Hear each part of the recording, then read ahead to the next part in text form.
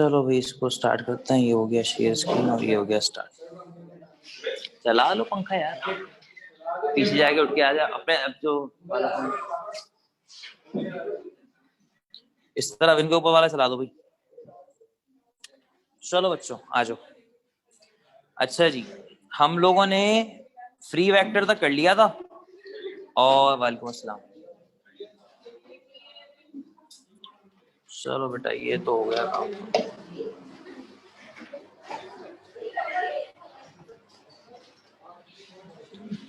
आ जाओ बेटा आ जाओ।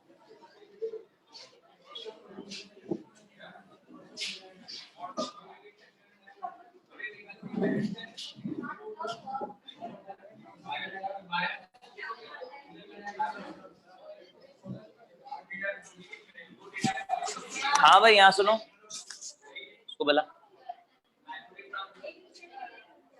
हाँ सुहान एक काम करेगा, इसको कम कर दे, फैन की स्पीड से कम, अपने वाला छोड़ दियो, बाकी 3 कम कर दे। एक यहाँ छोड़ दे, एक वहां छोड़ दे, यहाँ वाले बंद कर दे। दो ये 2 बंद कर दो खाली, ये वाले दोनों छोड़ देना, ये वाले बंद कर दो। ट्राई करते रहो, हिट एंड ट्रायल करो। खुलवाना है बस, सही है ना? ठीक है, मसला तो नहीं है इसमें, आप तो सही है ना? बस सही, आ जा आ जा। ठीक है छोड़ दे, आ जा। चला ले यार, दोबारा चला दे। चला नहीं चला, दोबारा देख। सही है बस, ठीक है आ जाओ, बैठो। हाँ बच्चों यहाँ देखो, बातें बंद।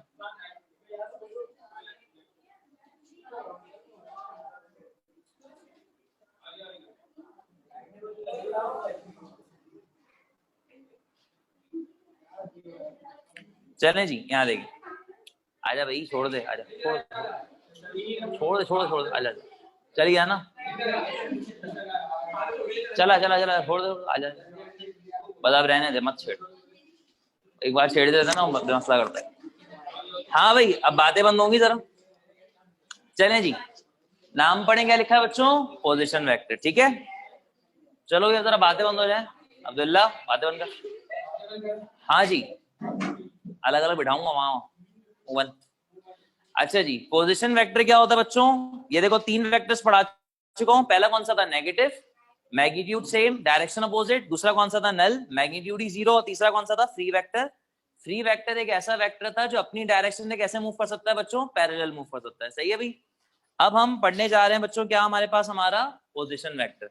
बेटा पोजीशन वेक्टर का जो नाम है वो उसके काम को जाहिर करता है, यानी कि इसका काम होगा क्या? डिफाइन करना पोजीशन। पोजीशन के बारे में बताना, जो जिस वेक्टर का काम होता है उसका नाम क्या होता है बच्चों? Position vector. ठीक है भाई। अब इसका मतलब क्या है, इसको जरा यूं समझ लेते हैं। यहाँ देखिए, अच्छा भाई मैंने आपसे कहा था ये चैप्टर बहुत इंपॉर्टेंट है, तवज्जो से सुनिएगा, बातें ना आपस में करें ना मैं आपसे कोई खास बात कर रहा हूँ। ये आ गई एक्स एक्सिस, ये कौन सी एक्सिस आ गई बच्चों? Y axis. अच्छा जी मुझे एक बात बताओ, लेट्स सपोज यहाँ पर एक पॉइंट है, ठीक है, और मुझे इस पॉइंट की लोकेशन को बताना है, यानी कि इस पॉइंट तक पहुंचना है। तो बेटा इस पॉइंट तक पहुंचने के लिए सबसे पहले मुझे मूव करना पड़ेगा किस पे? एक्स पे। और फिर किस पे मूव करना पड़ेगा? ऐसा होगा की बात है। अच्छा यानी कि अगर मैं पहले यहाँ पे मूव करूं तो ये एक्स एक्सिस मुझे ये बताएगी कि ये पॉइंट मुझसे कितना दूर है, और वाई एक्सिस मुझे ये बताएगी कि ये पॉइंट मुझसे कितना ऊपर है। यानी कि एक्स एक्सिस जो है डिस्टेंस बताती है, और वाई एक्सिस क्या बताता है? मुझे मेरी हाइट बताता है, कह सकते हो तुम लोग। अगर इस काम के बजाय मैं डायरेक्टली यहां से स्टार्ट करूं और यहां तक एक वेक्टर बना दूं, क्या बना दूं? एक वेक्टर। अच्छा भाई ये जहां से मैंने जिस पॉइंट से स्टार्ट किया, इस पॉइंट को हम एक खास नाम से जानते हैं, इसे हम कहते हैं बच्चों क्या? ओरिजिन। तो ओरिजिन से अगर मैं एक वेक्टर स्टार्ट करूं और इस पॉइंट पे ले जाके रोक दूं और मैं इस वेक्टर को फॉलो करूं, तो मुझे बताओ अगर मैं इस वेक्टर को फॉलो करूं तो मैं इस पॉइंट तक पहुंच जाऊंगा। तो इसका मतलब ये पॉइंट क्या बता रहा है? ये एरो या ये वेक्टर क्या बता रहा है? इस पॉइंट की लोकेशन बता रहा है ना बच्चों। तो ऐसा वेक्टर जो कहां से स्टार्ट हो बेटा? ओरिजिन से, और कहां पे जाके एंड हो? पॉइंट तक। और उस पॉइंट की लोकेशन को अगर ये डिफाइन करता हो तो बच्चों ऐसे वेक्टर को हम लोग क्या कहते हैं? हमारा पोजीशन वेक्टर कहते हैं। ये बात समझ में आती है, दिमाग में बैठती है? तो पोजीशन वेक्टर का काम पॉइंट की लोकेशन या उसका डिस्टेंस बताना है, लेकिन शर्त यह है कि आपका पोजीशन वेक्टर बेटा इस पॉइंट से स्टार्ट होना चाहिए जिसका नाम क्या है बच्चों? ओरिजिन। समझ में आ गई सारी बात है? ठीक बात है। अच्छा इसको हम इसलिए भी यूज करते हैं, फॉर एग्जाम्पल आपको एक एग्जाम्पल देते हैं ताकि न्यूमेरिकल्स में जब ये आए तो आपको बताओ। बेटा ये एक लाइन है, सही है जी, ये एक पॉइंट हो गया और ये एक पॉइंट हो गया, पक्की बात है। अच्छा जी, लेट सपोज ये वाला जो पॉइंट है इसका ओरिजिन से जो डिस्टेंस है बच्चों वो कितना है, कितना है 3 मीटर लेट सपोज।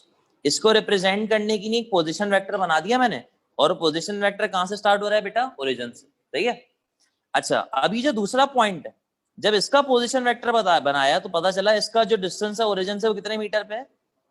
आई बात समझ में? तो मुझे एक बात बताओ, इन दोनों पॉइंट्स के दरमियान का डिस्टेंस कितना होगा, कितना होगा, समझ में आई सारी बात है। तो ये डिस्टेंस मुझे किसने बताया, इन दो वेक्टर्स ने बताया ना।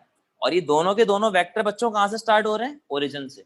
तो ऐसे वेक्टर जो ओरिजिन से स्टार्ट हो और बॉडी के डिफरेंट पॉइंट्स की लोकेशन बता सकें, ऐसे वेक्टर्स को बच्चों हम क्या कहते हैं, पोजीशन वेक्टर। इनका एक और नाम भी हमारे कोर्स में तो नहीं है, लेकिन हम बोलते हैं इनको, इन्हें हम कहते हैं बच्चों क्या, पढ़ो भी क्या लिखा हुआ है, लोकेशन वेक्टर। लोकेशन वेक्टर मतलब जो लोकेशन बताएगा, समझ में आ गई सारी बात है, ठीक है। तो बेटा अब इसकी डेफिनेशन क्या होगी, आओ जरा लिखते हैं। चलो बेटा डेफिनेशन लिखो। तो डेफिनेशन ये है बच्चों, अ वेक्टर विच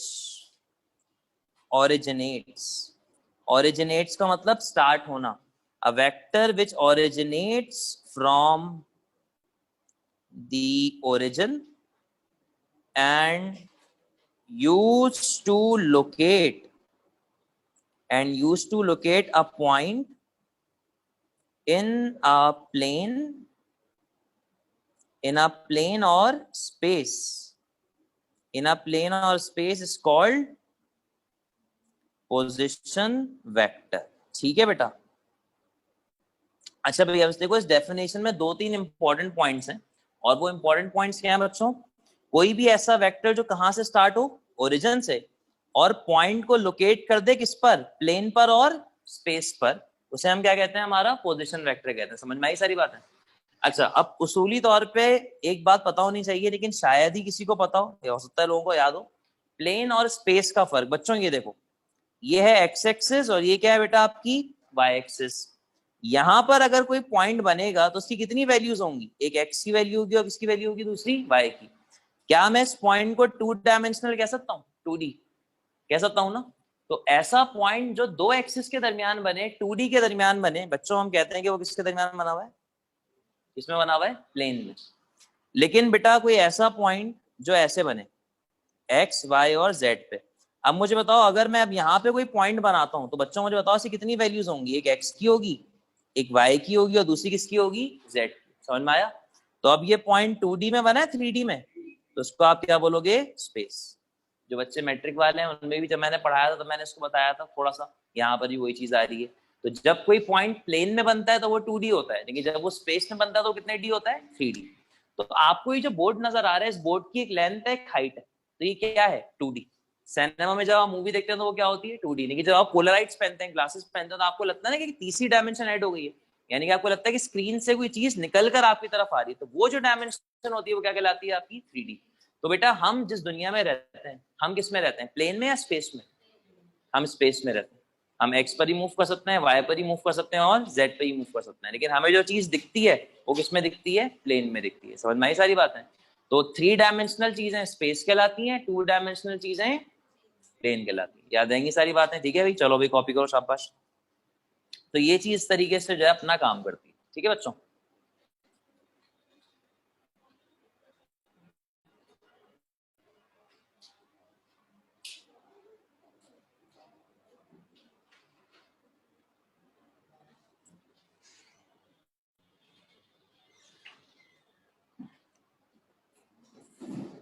बस 20 मिनट लेट हुए हो।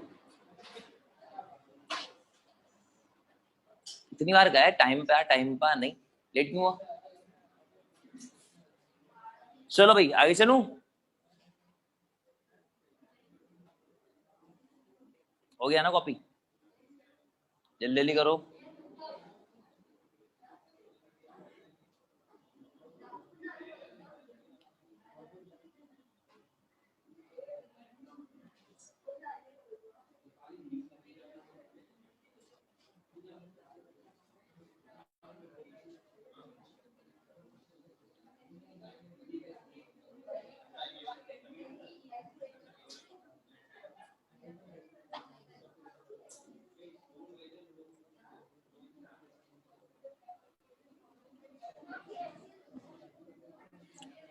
चलो बेटा ये लो, जल्दी जल्दी कॉपी करो।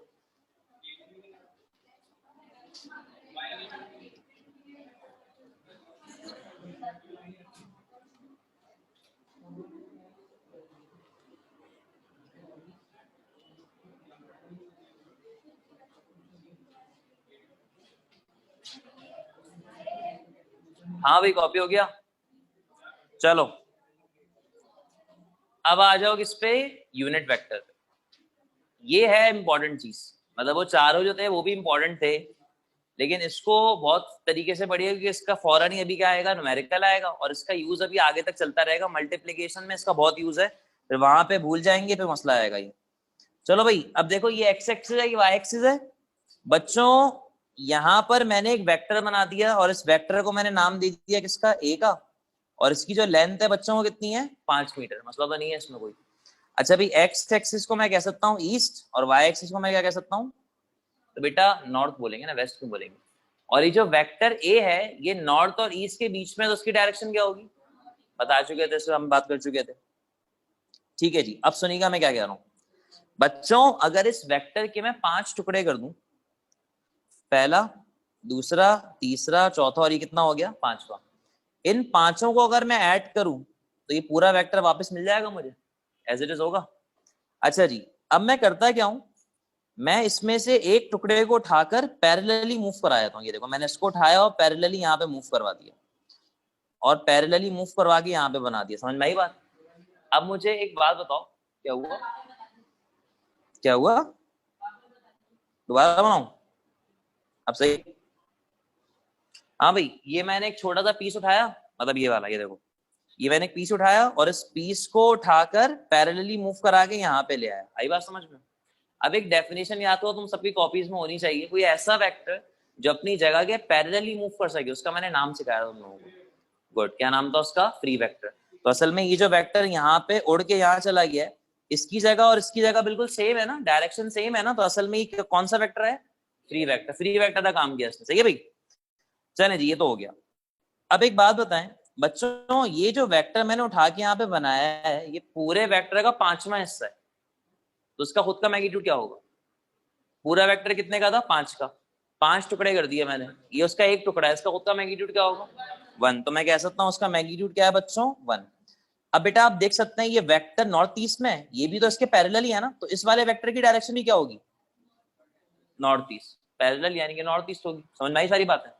तो बच्चों ये जो आपको छोटा सा वेक्टर यहाँ पे दिख रहा है ना, असल में यही वेक्टर क्या कहलाता है आपका, क्या कहलाता है आपका, यूनिट वेक्टर।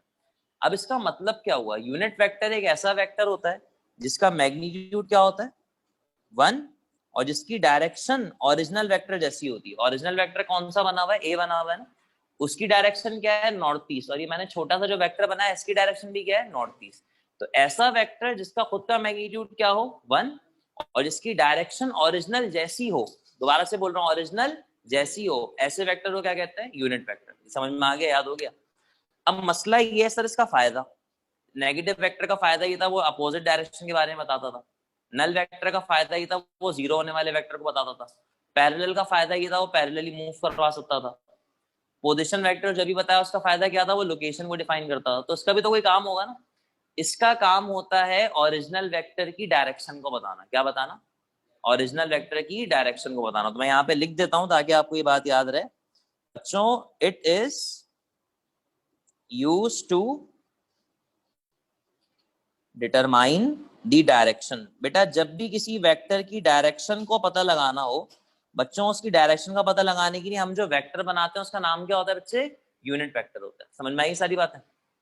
अच्छा अब ये कल वाली बात नहीं, परसों वाली बात है, हम लोगों ने इस चीज को डिस्कस किया था। मैंने आपसे कहा था बच्चे, मैं जब भी आपसे बोलूं कि वेक्टर कितनी चीजों से मिलकर बनता है, तो जवाब आएगा कितनी चीजें, 2।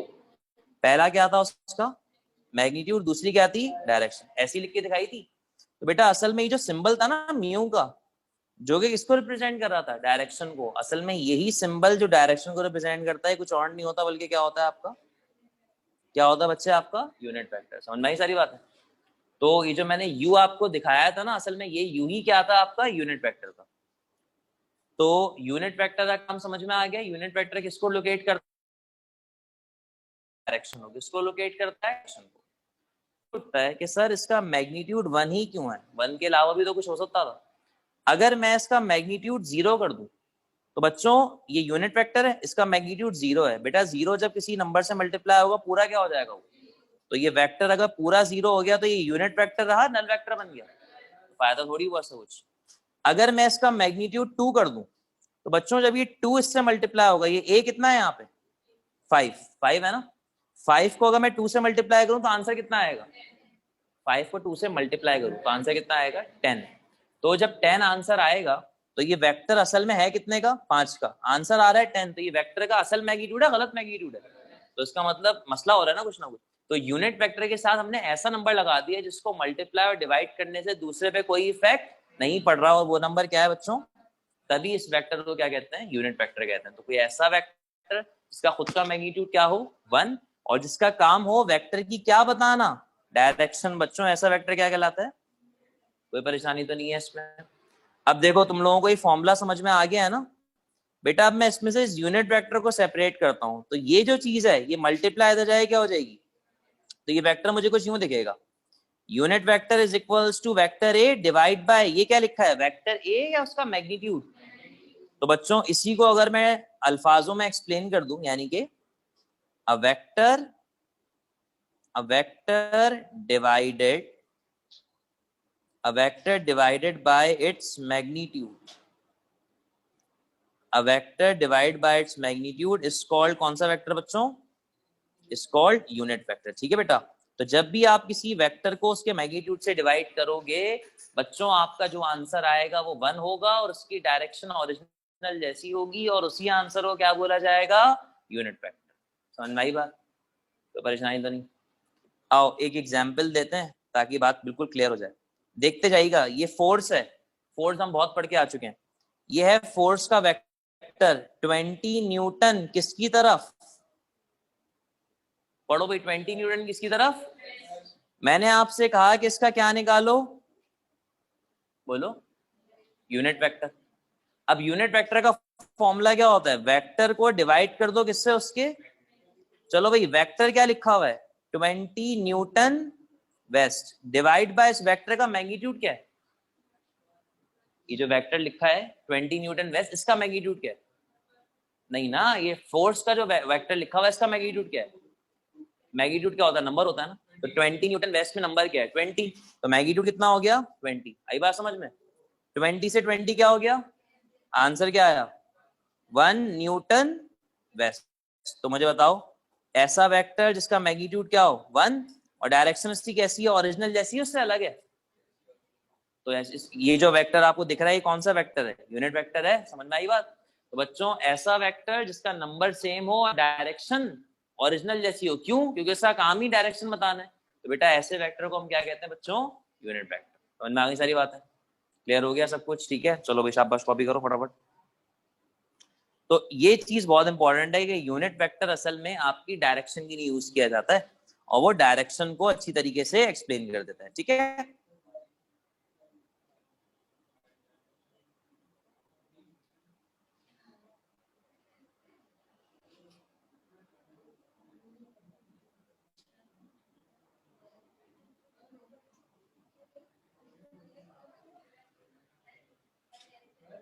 कल थोड़ी अगले हफ्ते में, कल तो केमिस्ट्री का है ना।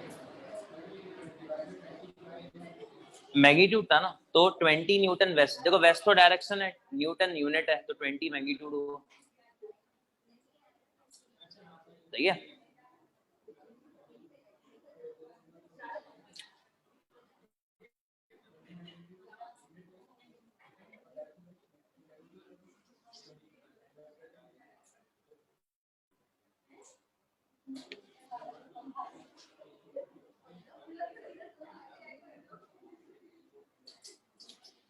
हाँ भाई ठीक है।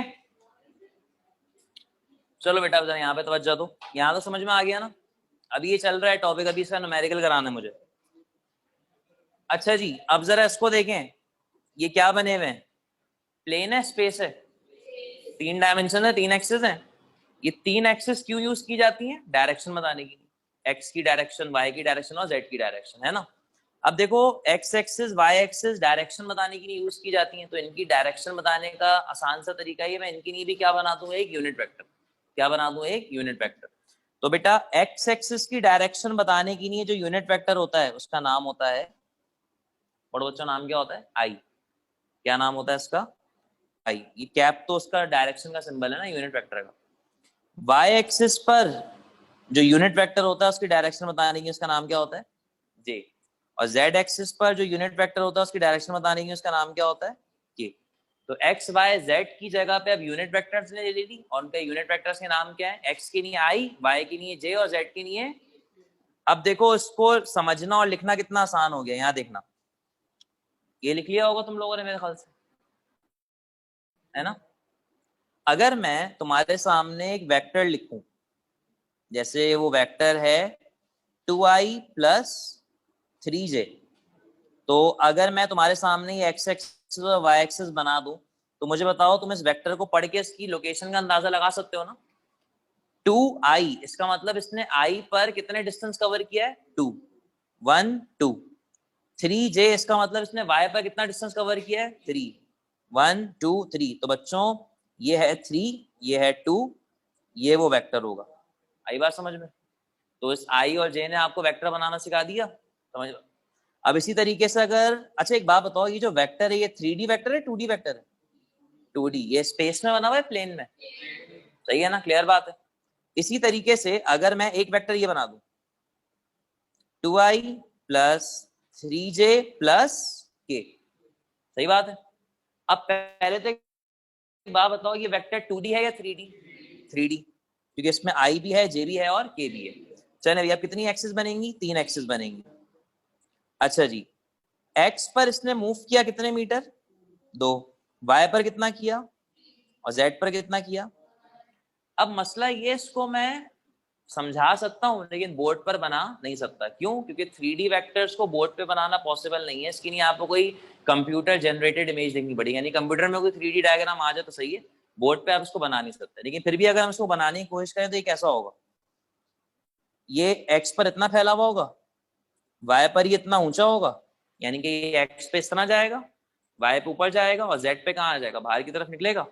यानी कि अगर मैं इस वेक्टर को ड्रॉ करने की कोशिश करूं तो ये वेक्टर कुछ यहाँ पे इस तरह से बनेगा, यानी कि इतना डिस्टेंस ने x पे किया, इतना डिस्टेंस ने y पे किया, और इतना डिस्टेंस ने किस पे कवर किया बच्चों, z पे। समझ में आई सारी बात है। तो ये समझ में क्यों नहीं आ रहा, क्योंकि हम 3D डायग्राम बोर्ड पे ड्रॉ नहीं कर सकते, लेकिन आपको एक अंदाजा मिल गया कि ये वेक्टर इस तरीके से दिखेगा। समझ में आ गई सारी बातें। तो बेटा ये जो वेक्टर आपने इतनी आसानी से बना लिया, इसको बनाने के लिए कौन चीज रिस्पॉन्सिबल है, ये आई, जे और के। और ये आई, जे और के बच्चों क्या है हमारे पास, ये आई, ये जे और ये के असल में कोई नई चीजें नहीं है, क्या है आपके पास। और अगर ये यूनिट वेक्टर्स हैं तो एक सवाल पूछता हूं, अगर तो ये तीनों के तीनों यूनिट वेक्टर्स हैं तो इनका मैग्नीट्यूड क्या होगा, 1। क्या होगा, आगे बात समझ में। आई किसके लिए है, एक्स के लिए, जे किसके लिए है, और के किसके लिए है। समझ में आ गई सारी बातें, ठीक है। चलो भैया कॉपी करो उसको, ऊपर वाला तो कर लिया ना। मसला ये एक्स वाई जेड आप लिख लेंगे नहीं, कभी कभार होता है क्या है, वेरिएबल्स होते हैं ना, अननोन्स होते हैं, उसमें भी कभी कभार एक्स वाई आ जाता है। तो अगर फॉर एग्जांपल मैं तुम्हें दिया भी तुम एक्स फाइंड करो, वो भी एक्स और एक्स की डायरेक्शन भी एक्स, तो एक्स में कंफ्यूजन हो जाती है। तो इसी तरह से डायरेक्शन की नहीं, एक्स वाई जेड की जगह हमने वेरिएबल्स यूज कर ली। समझे, इस तरह समझो। ठीक है भाई, क्लियर होगी सारी बातें। अभी ऑनलाइन वालों समझ में आ गया। चलो बेटा इसको देखो जल्दी से।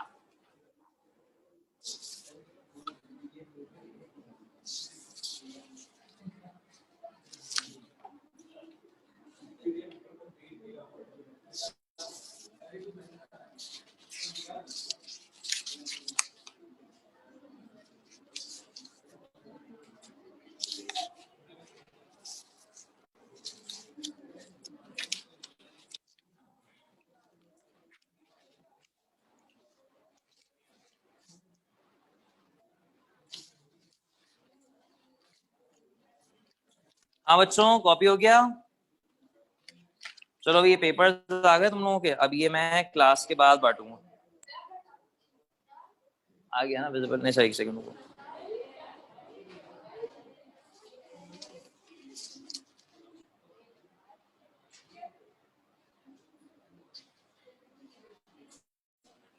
सही है। चलो भाई ये हो गए। हाँ भाई जल्दी से कॉपी करो, उसके बाद आगे लेके चलते हैं इसको।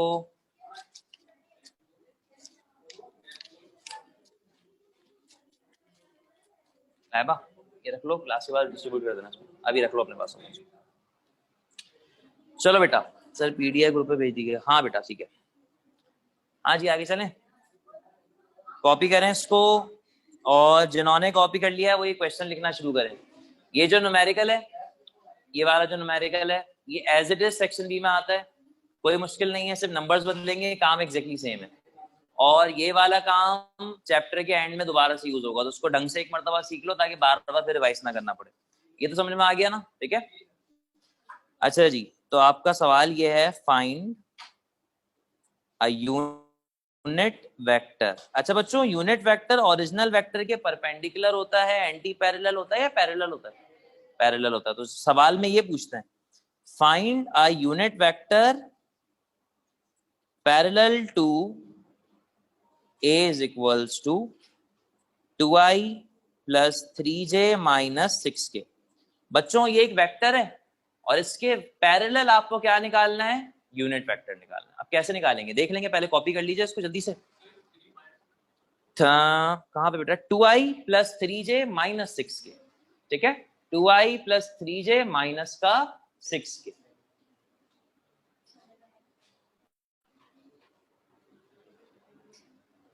ठीक है जी, आप समझ में आ गया? चलो भाई इसको आगे बढ़ाते हैं। कर चुके सब कॉपी? कैलकुलेटर्स निकालो, शाबाश।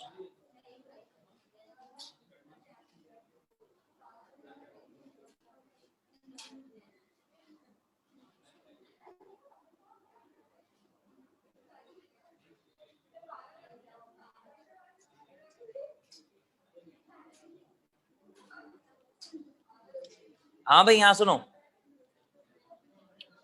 अरे बचत हो गई। हाँ भाई यहाँ सुनो, वेक्टर क्या गिवन है? वेक्टर गिवन है आपको a। बच्चों a की वैल्यू क्या है? 2i plus 3j minus 6k। बेटा निकालना क्या है? Unit vector. यूनिट वेक्टर का सिंबल क्या होता है? म्यू।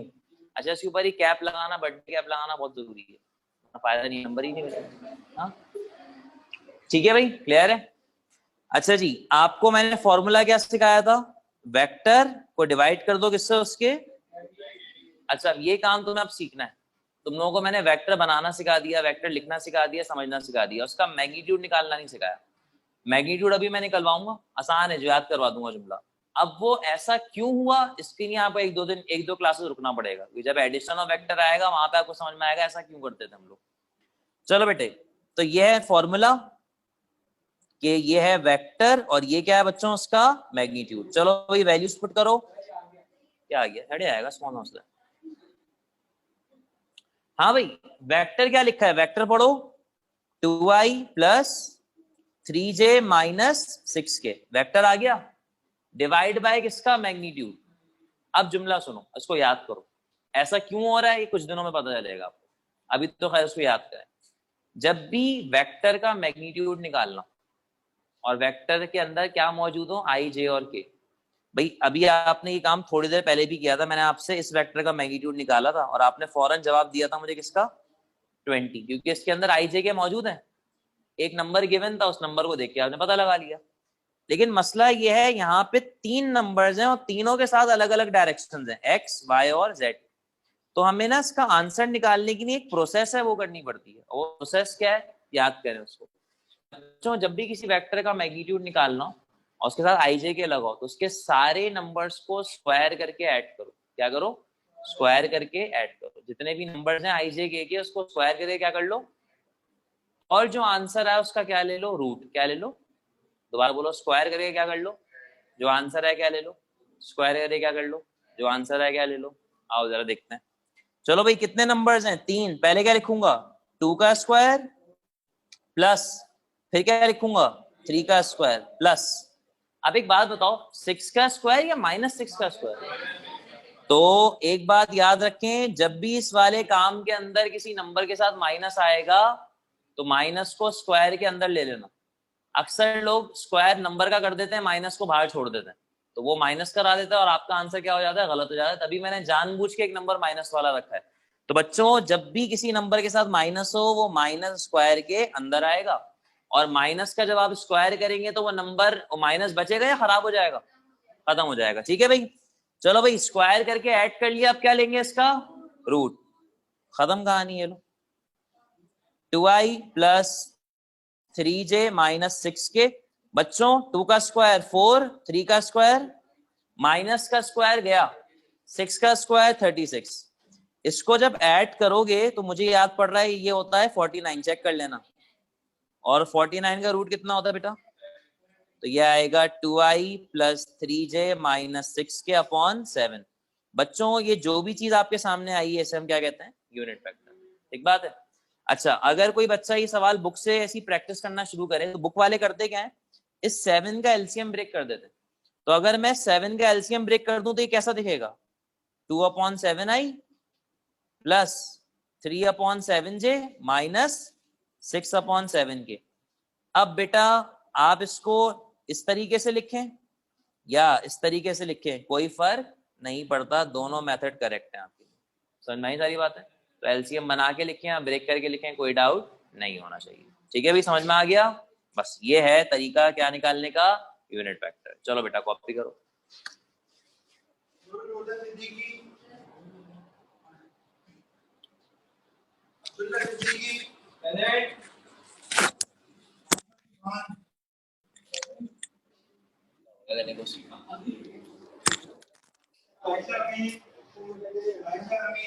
ऑनलाइन होती है बल्कि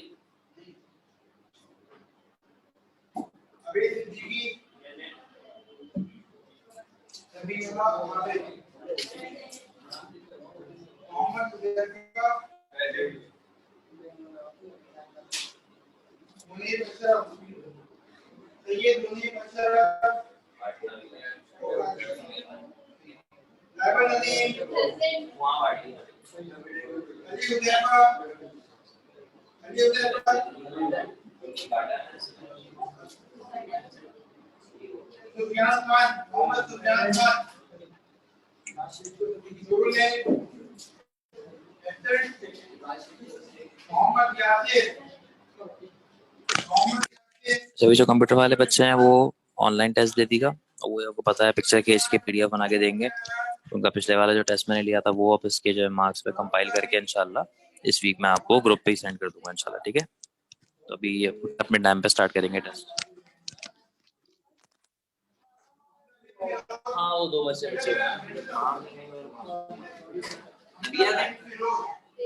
नबिया अच्छा वो ले लियो।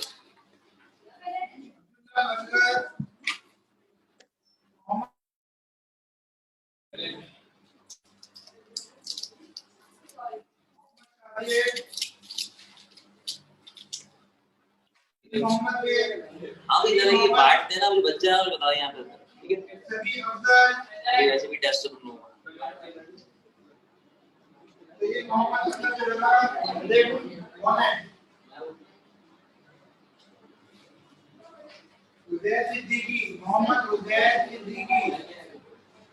हाँ ये भी तो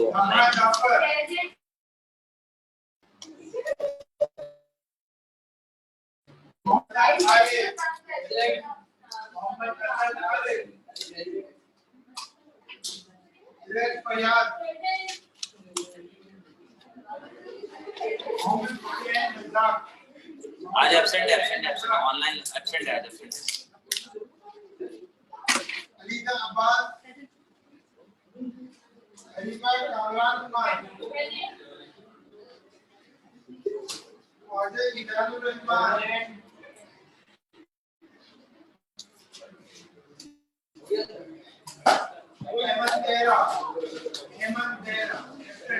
चलो सही है, अभी टेस्ट स्टार्ट करते हैं 5 मिनट में।